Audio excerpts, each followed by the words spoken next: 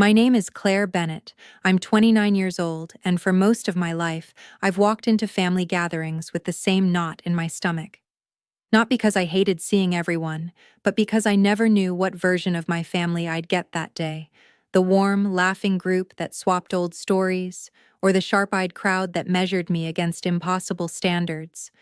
Last month, at our annual family reunion, that knot turned into something I'll never forget. The reunion was held at my Aunt Margaret's big house in the suburbs. She loved playing hostess, her backyard decorated with string lights, picnic tables lined with casseroles and pies, kids shrieking on the slip and slide while the adults balanced paper plates of barbecue ribs. On the surface, it looked perfect. But I knew better. For me, reunions weren't about food or fun. They were about endurance. Smiling while my father asked if I'd ever thought about a better-paying career. Pretending not to notice when my cousin Emily bragged about her new condo. Nodding politely when my brother Ethan, 2 years older and endlessly reckless, told the room about his latest business venture, which always seemed to end in a call to me for help. That day, though, I felt different. For once, I had good news. After years of working double shifts, cutting corners, and living paycheck to paycheck, I had finally reached a point where I could pay off the mountain of debts that had haunted me for most of my 20s. Student loans, credit cards, medical bills. It wasn't glamorous, but it was freedom. And for the first time in years, I felt light. The sun had dipped low when I found myself standing by the drinks table with Ethan. He had a plate piled high with food he hadn't cooked and a beer in his hand. His smile was easy, but I knew that smile. It was the same one he wore when he was about to pitch me on just a little loan. Still, in that moment, with music humming in the background and laughter spilling from the porch, I let my guard down. Maybe it was the glow of relief I was carrying. Maybe it was the desire to finally share something positive. I leaned closer and whispered, "I can finally pay off my debts." His head snapped toward me. "Seriously?" I nodded, grinning despite myself. "Yeah, all of it. I've been saving, cutting back, and I finally have enough. It feels like I can breathe again." For a second, Ethan's face softened, like he was genuinely happy for me. His eyes even glistened in the light. But then something shifted. A flicker. His smile stretched too wide, his tone too light. "That's amazing, Claire," he said, clapping me on the shoulder. "You deserve it. You really do." But his gaze lingered just a little too long, and I felt the old instinct stir, the one that told me when Ethan's mind was spinning. Before I could say more, he excused himself, disappearing into the crowd. The rest of the night felt strange. My cousin Emily suddenly wanted to know all about my job. Aunt Margaret asked if I'd considered investing now that I was more stable. My father mentioned real estate opportunities like it was casual dinner conversation. Even my mother's questions felt different, sharper, more probing. I kept replaying the moment with Ethan in my mind. How quickly his expression had changed, how fast he had left my side. By the time dessert was served, I wasn't hungry anymore. I smiled, laughed at the right moments, and hugged my relatives goodbye. But as I drove home through the quiet streets, headlights carving a path through the dark, a chill crept into my chest. I told myself it was nothing, just me being paranoid after years of struggle. Ethan wouldn't cross that line. Not really. This time I thought things would be different. But when I crawled into bed that night, exhaustion pulling at me, I couldn't shake the unease. My words kept echoing back. I can finally pay off my debts. It felt like I had whispered a secret to the wrong person. And when I woke up the next morning, the first thing I did was check my bank account. What I saw made my blood run cold. The balance was zero. The next morning, sunlight spilled across my bedroom floor, but I barely noticed. My routine was automatic. Roll over, grab my phone, check my messages, scroll through headlines, and, always, refresh my bank app. It had become a habit born out of years of living on the edge, making sure I hadn't overdrafted, calculating what bill I could postpone. But that morning, when the numbers loaded on the screen, My chest tightened. Balance, $0. I blinked, rubbed my eyes, refreshed the app. Once, twice, again. The same result stared back at me.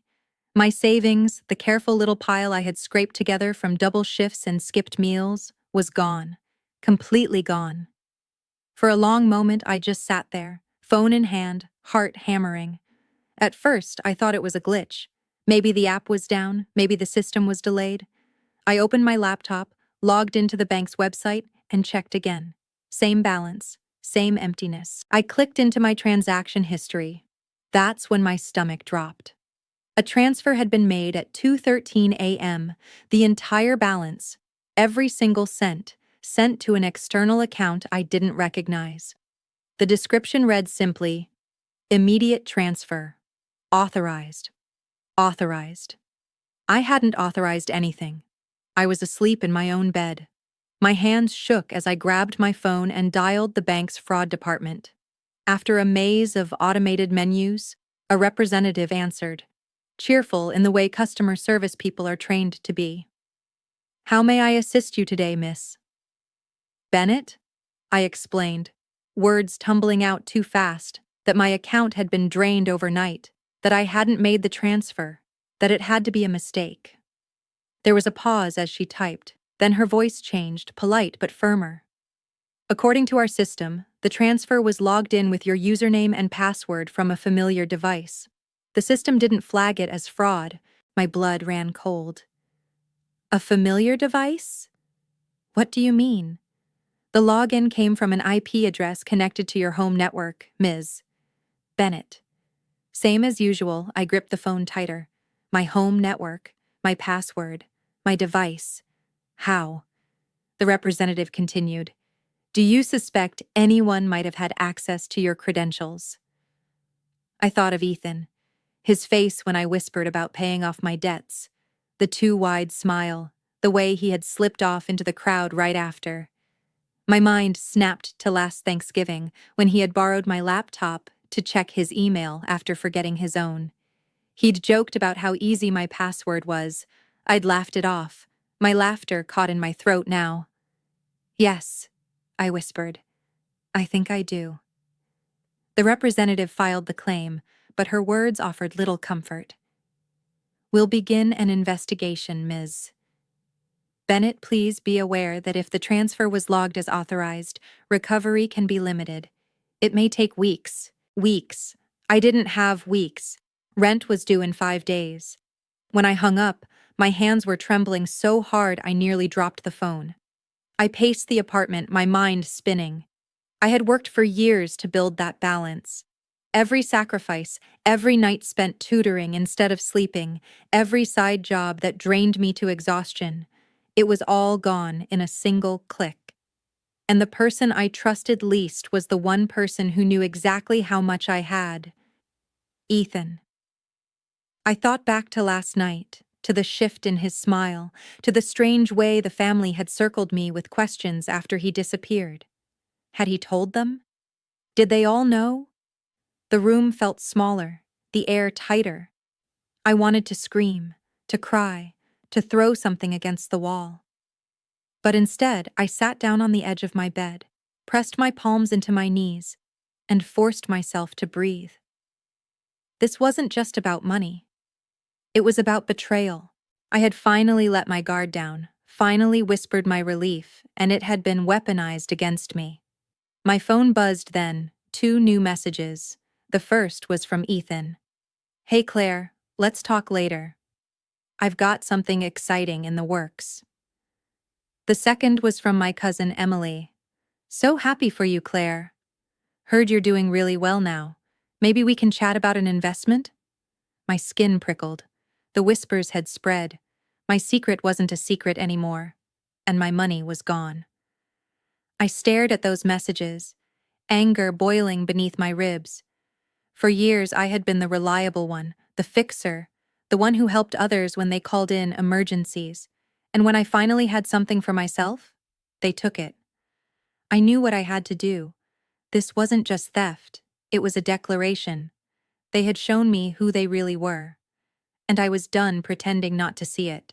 When the bank confirmed the transfer had come from a familiar device, I knew exactly who had done it. But the truth was, this wasn't the first time Ethan, or my family in general, had left me drained and betrayed. This theft was just the loudest echo of a pattern I'd ignored for too long. I thought back to high school, when I worked weekends at a coffee shop to save up for my first used car. I'd scraped together nearly $2,000 over months of wiping tables and refilling drip pots. One Saturday morning, I opened the envelope where I kept my cash savings, and half of it was gone. Ethan had borrowed it, claiming he needed to cover a car repair. He promised he'd pay it back, but of course he didn't. My parents brushed it off. "He's your older brother," Dad had said. "Family helps family." When I got to college, it didn't stop. I took on 2 part-time jobs to pay for books and food. Ethan was always behind on rent, and he'd call me at midnight, begging for help. "Just $100 until Friday," he'd say, his voice shaky. I'd wire him the money, skipping meals to cover the loss. Friday would come and the excuse would shift. His boss hadn't paid him yet, or the utilities had gone up, or his girlfriend had needed it. Even when I confronted him, he'd twist it around. "You're the responsible one, Claire. You can handle it better than me." Somehow, his failures became my burden to fix. It wasn't just Ethan either. When Mom's boutique hit a slump 2 years ago, she called me in tears. "Claire, it's just $500. I'll pay you back next month." I sent it, because how could I say no? Next month turned into silence, and then into new outfits for her, posted proudly online. Dad wasn't innocent either. After a storm damaged his roof, he asked if I could cover part of the repair bill. "You're good with money, Claire," he said, like it was a compliment. I took $2,000 off my credit card, interest piling up every month. Weeks later, he and Paige were posting photos from a Caribbean cruise. And my cousin Emily? She had once begged me for a loan to cover unexpected medical bills. Later, I found out she'd spent it on furniture for her new condo. When I asked about it, she laughed lightly and said, "Well, technically, stress relief is medical too." Each incident had chipped away at me. But I swallowed my anger, told myself it was what families did, pick each other up when times were tough. I convinced myself that if I just gave enough, eventually they'd notice. Eventually they'd return the favor. But they never did. The reunion had been the breaking point, though I hadn't realized it at the time. When I whispered to Ethan about paying off my debts, I thought, maybe, just maybe, someone would be proud of me. That my years of sacrifice might mean something. Instead, the very thing I worked hardest for was stolen before I could even breathe relief. And the silence from the rest of them told me everything I needed to know. Not one person reached out to ask if I was okay. Not one person wondered how I felt losing everything overnight. The only messages were questions about investments and thinly veiled requests for handouts. It was a pattern, and I had been blind to it for too long. Sitting in my apartment that evening, notebook open in front of me, I started writing it all down. Every loan, every excuse, every broken promise. The list stretched longer than I expected, years of enabling laid bare in black ink. For the first time, I didn't feel guilty for keeping score. For the first time, I realized the truth.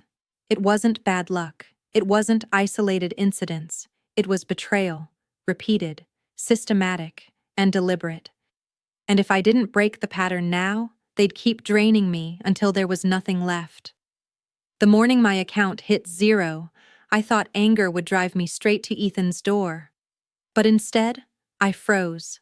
I needed to hear it from them. My family needed to see how far they'd go to cover tracks that were already smeared across my bank statements.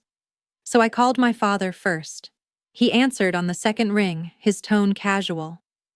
"Claire, good morning. Everything okay?" I skipped the pleasantries. "My account was drained last night, every cent, and the transfer was flagged from my own network. Do you know anything about this?" Silence crackled for a moment before he sighed, heavy and theatrical. Claire, come on, you're overreacting. Maybe you messed up a login or forgot you scheduled a payment. I didn't, I snapped. This wasn't a bill. It was a transfer, authorized from my own information. He cleared his throat. Well, if you're so sure, maybe you should check with Ethan. You know how he manages things. But don't go accusing family without proof. There it was, the redirect, the soft defense, carefully avoiding accountability. When I hung up, my phone buzzed again. This time, a call from Mom. Oh, Claire, your father told me you're upset. Honey, money comes and goes. Don't let it stress you. Mom, it was my entire savings, I said, voice trembling. Everything I've worked for. And Ethan is the only one who knew how much I had. She clicked her tongue like I was being a child. You've always been so dramatic. Ethan wouldn't do that. He's struggling, sure, but he has a good heart. Besides, if you told him you were debt-free, maybe he just thought you could spare some to help. The casual way she said it made my stomach turn. Help. As if theft was just another form of assistance. When I pressed further, her voice hardened. Don't tear this family apart over money, Claire. That's ugly, ugly. That word clung to me like smoke. By the afternoon, I was done waiting. I drove across town to Ethan's apartment, the air conditioning in my car barely keeping up with the Florida heat. My hands gripped the steering wheel so hard my knuckles ached.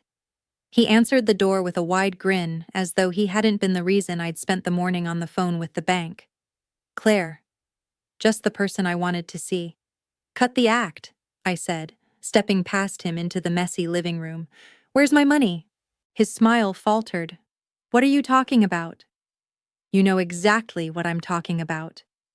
My account was emptied last night. The transfer came from my own IP address. You're the only one who's ever had access. He lifted his hands like a man falsely accused. Whoa, Claire. That's insane. Why would I steal from you? We're family. Because you've done it before, I shot back. Because every time you needed rent, or a car repair, or a fake business investment, I was the one covering it. And now, when I finally had enough for myself, it disappeared the night I told you. His face hardened, a shadow slipping across his features. You think you're so much better than me because you hoard every penny. Maybe this is karma. Maybe the universe just wants balance, as if draining me was some cosmic justice. I stared at him, disbelief and rage warring inside me. That wasn't karma, Ethan. That was you. He spread his arms, tone shifting back to mock sincerity. Even if I did know something, what are you going to do? Call the cops? Tell Dad? You know how this family works. We don't air dirty laundry. We fix things ourselves. Fix things. His version of fixing had always meant me cleaning up his messes. I left before I could do something I'd regret. His laughter followed me out, bitter and sharp. That evening, my phone lit up with messages from relatives. Emily. Heard you're making a fuss. Don't let jealousy ruin things. Aunt Margaret. Money is temporary, Claire. Family is forever. Don't be petty mom again. Please drop this. Ethan is under enough pressure. Every response was the same. Denial, deflection, or turning the blame back onto me. Not one of them said, "We'll help you. We'll make this right." I sat on my couch, scrolling through the messages, my chest heavy. The excuses were endless, but the truth was clear. They had never seen me as a sister, a daughter, or a cousin. To them, I was a resource, a vault they could crack when it suited them. And for the first time, I let myself believe it. The denials weren't protection, they were confessions. They told me everything I needed to know. After a week of unanswered questions, stonewalling, and gaslighting, I knew the truth wouldn't come from direct confrontation. Ethan wasn't going to admit what he had done. My parents weren't going to support me. The rest of the family would rather label me dramatic than acknowledge betrayal staring them in the face. But lies leave trails, and I was ready to follow them. It started with a call to the bank's fraud investigator assigned to my case. A woman named Sandra spoke in a calm, clipped voice that made it clear she'd seen hundreds of stories like mine. "We traced the funds, Miss Bennett. The transfer was authorized from your account to an external checking account at Mid-State Credit Union." My heart thudded. "Whose account?" "I can't release personal details without a subpoena," she said carefully. "But what I can tell you is this: it's a joint account. Two names. One of them is very familiar." Her tone made me grip the phone tighter. "Who?" There was a pause before she answered, choosing her words precisely. "I suggest you ask your brother if he's ever banked with Mid-State." The line went dead after she wished me luck. My blood went cold. A joint account? That meant someone else was helping him. That night, I dug through old documents. Years ago, Ethan had convinced me to co-sign an apartment lease. I had copies of the paperwork in a battered file box under my bed. As I flipped through it, another document caught my eye, an old letter from my grandmother's estate lawyer. I remembered receiving it after her passing, a short notice that mentioned an inheritance to be divided among her grandchildren. At the time, I was too buried in student loans to think much of it, and my father had brushed it off. "You'll get your share eventually," he'd said. "It's tied up in family investments." But as I reread the letter now, something in my chest twisted. My share was listed at $15,000. Money I had never seen. I pulled out my laptop and typed Grandma's name along with probate records into the county court website. Within minutes, I found the filings. The inheritance had been paid in full years ago. But not to me. My portion, along with Ethan's and even Emily's, had been redirected into a joint trust, overseen by none other than my father. And guess whose name had recently been added as an authorized signer? Ethan. I slammed the laptop shut, my pulse roaring in my ears. The theft wasn't just about my savings, it was part of a larger web. My own father had funneled money meant for me into a trust I had no access to, then let Ethan use it like his personal wallet. I wanted to scream. Instead, I did the one thing I hadn't done in years. I called Aunt Diane. She wasn't glamorous like the others. She lived in a modest apartment filled with secondhand books, her income stretched thin by retirement. But she was honest. Always had been. "Claire, sweetheart," she said as soon as she answered, her voice warm and steady. "I've been waiting for your call." "You've heard?" I asked bitterly. "Families like ours don't keep secrets well." "Of course I've heard." She hesitated. "But you don't know all of it." I drove to her apartment that evening. She greeted me with a hug and a pot of tea. Her small living room smelled faintly of lavender. For the first time in weeks, I felt safe enough to breathe. We sat across from each other at her kitchen table. "Tell me everything," I said. She folded her hands, eyes heavy with sorrow. "Your grandmother left that money specifically to you kids. She wanted each of you to have a cushion, your own safety net. But your father decided he knew better. He pooled it into a trust, claimed it was for family investments. The truth? He and Paige convinced Ethan to use it for his schemes. And your mother?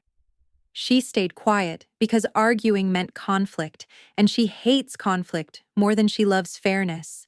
Her words pierced me. "So they all knew?" Aunt Diane nodded. "Not everyone. I didn't. And when I asked questions years ago, they shut me out, said I was meddling. But Claire, that money was yours. And now, with what Ethan did to your savings, it's obvious. They'll never see you as anything but a resource." I sat back, her words crashing over me. My chest ached. All those years I thought I was unlucky, that maybe I hadn't worked hard enough, hadn't been smart enough with money. But the truth was, I had been sabotaged by my own blood.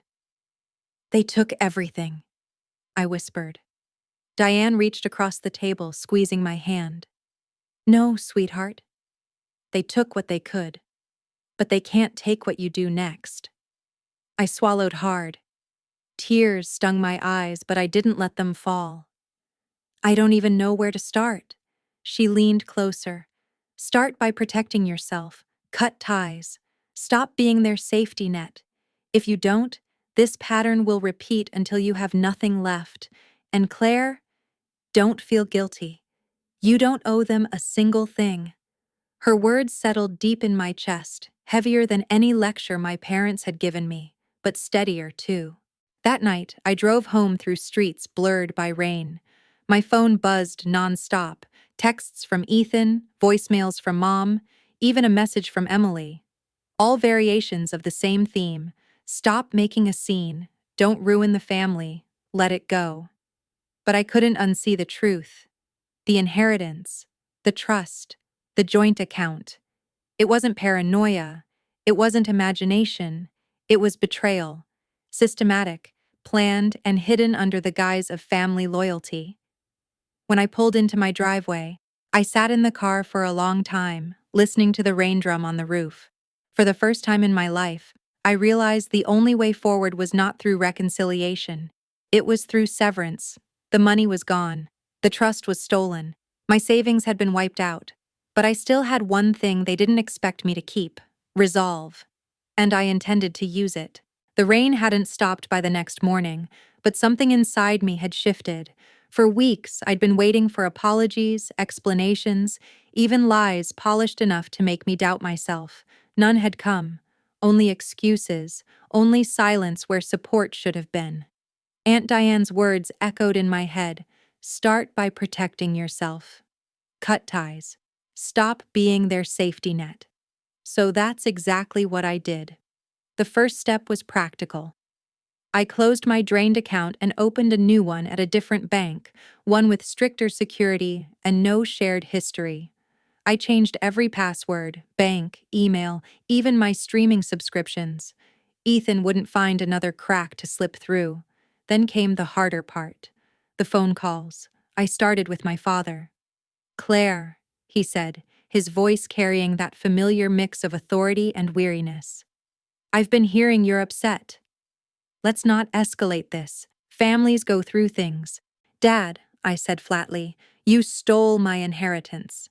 You let Ethan use it, and now my savings are gone. You've enabled this for years."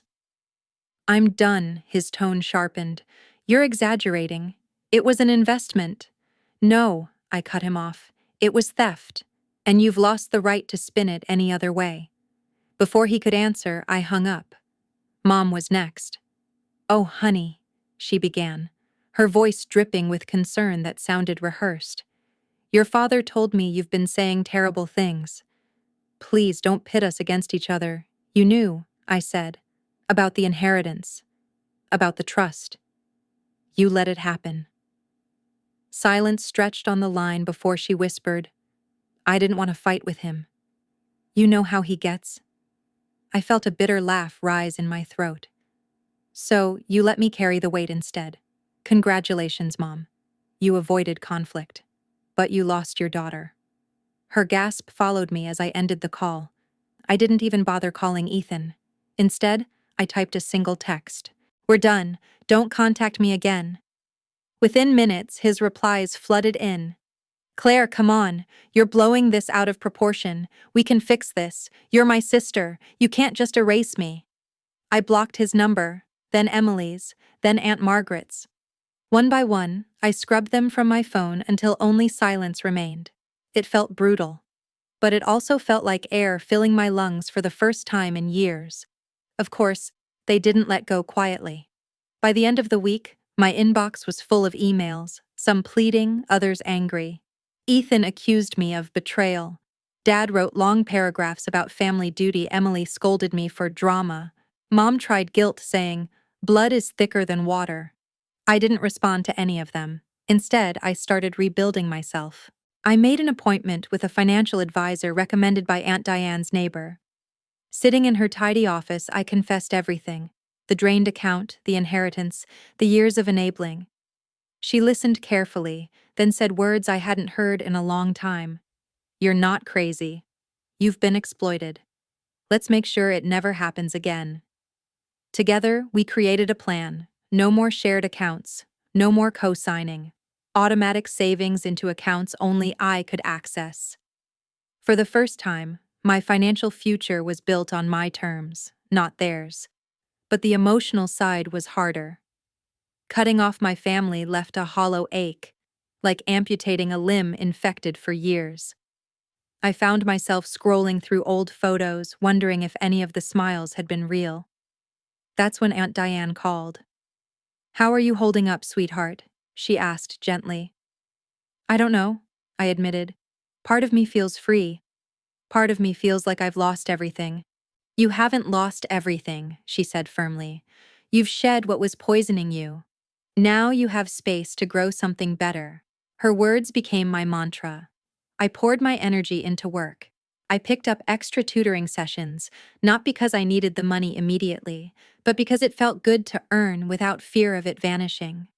I joined a local book club, something I'd always wanted to do but never had time for. I even started running in the mornings, the rhythm of my feet pounding the pavement reminding me I was moving forward, step by step. Weeks turned into months. The silence from my family grew thicker, but so did my resolve. Every blocked call, every unopened email became a brick in the wall I was building between me and their chaos. One afternoon, as I watered the small plant Aunt Diane had given me, I realized something. I didn't miss them. Not really.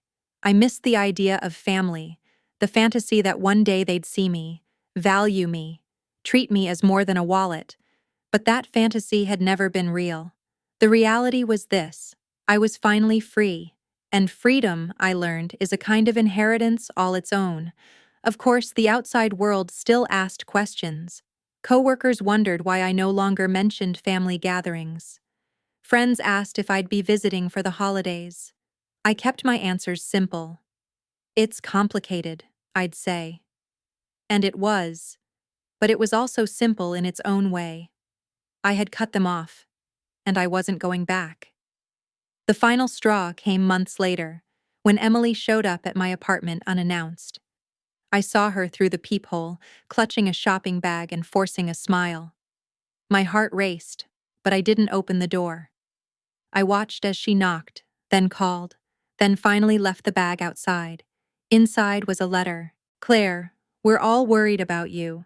We forgive you for the things you've said. Please, come back to the family. Forgive me." I laughed, a sharp sound that startled even me. They still didn't get it. They never would. I tore the letter in half, tossed it in the trash, and closed the door on the last remnants of their control. The cut was complete, and in the silence that followed, I finally heard something new. My own life beginning. 6 months had passed since the day I cut my family off. In that time, my life had shifted in ways I never thought possible. At first, the silence was disorienting. I had been so used to the constant buzzing of my phone, pleas for money, subtle guilt trips, thinly veiled demands, that when it stopped, I felt like I had stepped into a vacuum. But silence, I learned, isn't empty. It's space. Space to breathe, to rebuild, to finally hear your own thoughts without everyone else's noise drowning them out. I used that space well. I moved into a smaller but brighter apartment closer to my job. I replaced my old, dying Corolla with a reliable used car I paid for outright. No cosigners, no debt chains tying me back to anyone else. I started cooking for myself instead of living on takeout, and each night I sat at my little kitchen table, eating meals I made with my own hands. I felt grounded in a way I hadn't for years. Most importantly, I surrounded myself with people who gave without expecting anything in return. Aunt Diane became my anchor. We had dinner every Sunday, sometimes just soup and bread, sometimes takeout from the cheap Thai place near her building. She never judged, never asked for more than I could give, and her quiet presence reminded me what love was supposed to feel like. Through her, I began to redefine family. Family wasn't the people who shared my blood, but drained my soul. It was the people who showed up, who listened, who held my hand when I couldn't hold myself up. I even started opening up to friends I had pushed away during my years of financial stress. Christina, a college friend I drifted from, invited me to a painting class. Brian, a coworker who had always been kind, encouraged me to join his running group. Slowly, I let them in, and in return, they gave me laughter, companionship, and trust. The more I leaned into this new circle, the lighter I felt. Looking back, I realized the theft wasn't just about the money. It was about clarity. Losing everything forced me to see the truth that had been staring at me for years. I was never going to be valued in my family the way I deserved. Their denials, their excuses, their betrayal with the inheritance, it all proved one thing. They saw me as a wallet, not as a daughter, not as a sister. And the only way to win was to stop playing their game. So I walked away. Not angrily, not vengefully, but with resolve. Because some cycles aren't meant to be broken from within. They're meant to be abandoned altogether. Do I still think about them? Sometimes. When holidays roll around, or when I see families laughing together in restaurants, I feel that ache. But then I remember how many nights I cried alone after lending money I never saw again. How many times I was told to be the strong one. How many times I was dismissed as dramatic for wanting fairness. And the ache fades. Because I didn't lose a family, I lost chains. Now, I wake up every morning with a sense of freedom I never imagined I could feel. My bank account is steady, my boundaries are firm, my smile is real. I share my story with you not because it's easy to tell, but because I know I'm not the only one who's been there. Maybe you've been the strong one in your family too, the one who holds everything together while no one notices you're falling apart. Maybe you've whispered a truth to someone you trusted, only to have it twisted and used against you. Maybe you've been drained, dismissed, or betrayed by the very people who were supposed to protect you. If you have, let my story be proof. You can walk away. You can set boundaries. You can choose peace over blood. Because at the end of the day, family isn't defined by last names or shared DNA. It's defined by loyalty, respect, and love freely given. And if you've never heard it before, hear it now. You deserve those things. You don't owe anyone your silence. You don't owe anyone your savings. And you certainly don't owe anyone the right to call it family while they tear you apart. I found freedom the moment I chose myself. And you can too. And now, to you. Yes, you watching this video right now. I want to ask something. If this story touched you, if you saw a piece of your own life reflected in mine, don't just click away. Join me here, subscribe to this channel. Why? Because here, we tell the stories that no one else will. Stories about betrayal, resilience, and the courage to finally say, enough. Stories that remind you that you are not alone, that what you've lived through matters, and that you can always choose a new beginning. Subscribing isn't just about hearing another story. It's about building a community. A place where people who've carried too much for too long can finally put it down and say, I deserve better. So hit that button, be part of this space, and if you're ready, share your story in the comments below. Tell me where you're from, what time it is as you're listening, and if you've ever been in a place where you had to walk away from the people who were supposed to love you. Because your voice matters, and maybe, just maybe, your story will be the one that helps someone else take their first step toward freedom. This isn't just my ending, it's my beginning. And if you're still here, listening, it might just be the beginning of yours too.